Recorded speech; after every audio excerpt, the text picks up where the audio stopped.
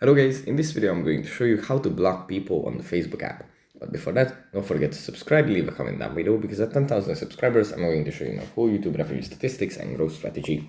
So without further ado, let's just jump right into it. First we have to open up the Facebook app. And here it opens up in the feed. From here we just go into the top right corner and tap on the three lines. Then tap on the cog.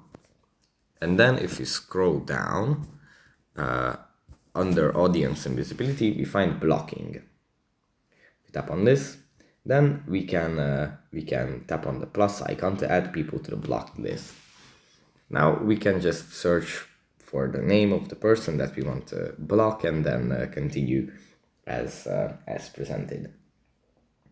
So yeah, also you can view the list of blocked people here and maybe remove someone if you reconsider it or whatever. So yeah, that's pretty much it for this video. Hope it was helpful for you guys, and I'll see you in the next one.